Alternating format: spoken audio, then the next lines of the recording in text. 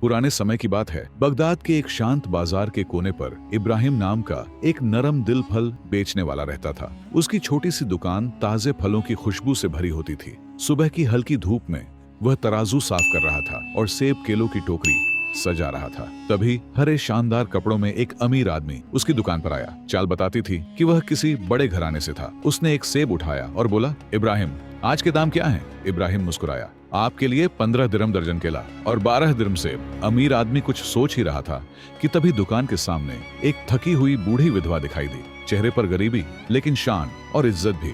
उसने धीमी आवाज में कहा, बेटा, 2 दर्जन केला दे देगा? बस इतने ही सिक्के लाई हूँ। इब्राहिम ने नर्म लहजे में कहा, अम्मा, आपके लिए सिर्फ 3 दिरहम का दर्जन, और सेब चाहिए तो 2 दिरहम में ले जाइए। अम्मा की आंखें भर आईं। अल्लाह तुझे बरकत दे बेटा, आज मेरे बच्चों को फल मिल जाएंगे। वह चली गई और अमीर आदमी का चेहरा गुस्से से तमतमा उठा।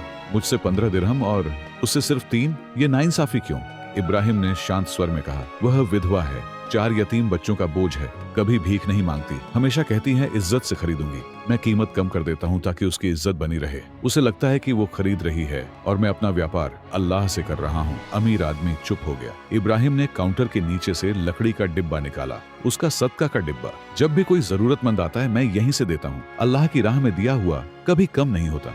अगली सुबह जब वह दुकान पर आया, उस डिब्बे में कल से ज्यादा सिक्के थे, जैसे अम्मा की दुआ उसमें चमक रही हो। उस दिन उसकी दुकान पर काफिलों की भारी खरीदारी हुई। बरकत ही बरकत थी। दोपहर में वही अम्मा 4 छोटे बच्चों के साथ आई। बच्चों ने शर्माते हुए सलाम किया। अम्मा बोली, बेटा, आज पूरा पैसा देकर फल लेना है। इब्राहिम मुस्कुराया, अम्मी जान, आपका आना ही बरकत है, आज मीठे अनार मेरी तरफ से। अम्मा की आंखें भर आईं। अल्लाह तेरी रोजी में कभी कमी न करे बेटा। अम्मा चली गई और उसी वक्त बाजार में और रौनक बढ़ गई।